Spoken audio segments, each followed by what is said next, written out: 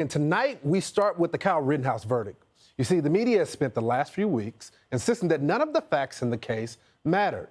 To them, the only important thing was the color of Rittenhouse's skin. Let's just do the thought experiment. Just imagine Rittenhouse is a young black teenager. Sonny, if he were black, would he be free now? No, he wouldn't be alive now. Imagine if Kyle Rittenhouse was an 18 or 17-year-old black kid. Well, that's a different issue. What with a imagine gun? That. Talk about that. Right. How would people feel?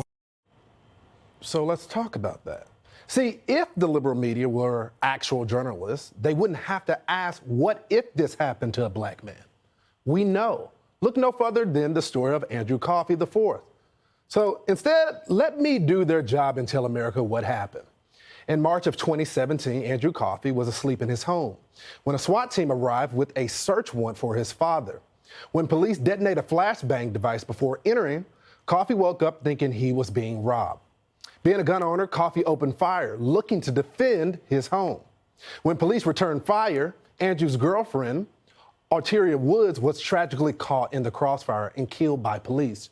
Now, each side claimed the other shot first, but it was Coffey who was eventually charged with second-degree murder and 3 counts of attempted murder of law enforcement. After more than 4 years of legal proceedings, Coffey's name was cleared on Friday when he was found not guilty of murder and attempted murder charges. Coffey was still found guilty of weapon possession charges and will face sentencing for that. But here's the important part. That decision came down the same day as the Rittenhouse verdict, and yet everyone on the left chose to ignore it. And you have to ask yourself why. Well, we know. That's because Andrew Coffey's story doesn't fit into their narrative. Liberals want you to think that white people can get away with literal murder while there's no justice for a black man in America. That the court system will go out of its way to destroy a black man with a gun. But Andrew Coffey's story blows up that entire narrative, so they chose to just ignore it. The left wants to paint black Americans as victims and say they don't believe in the Second Amendment or self-defense. But we know that's not true. We've been defending ourselves and our homes for years.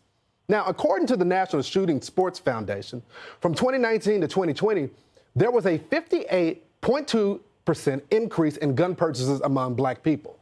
So as more and more black Americans arm themselves, Andrew Coffey's story once again goes against the left's narrative. He was a black man with a gun defending his home, and the justice system cleared his name, the same as they did for Kyle Rittenhouse. But that didn't matter to the media. They're too busy trying to disarm black America, so they just ignored Andrew Coffey's story. Colorblind justice doesn't move the outrage needle for the left, but racism does. The left profits by dividing America by race, and they don't care about the damage they're doing. Hey, Sean Hannity here. Hey, click here to subscribe to Fox News YouTube page and catch our hottest interviews and most compelling analysis. You will not get it anywhere else.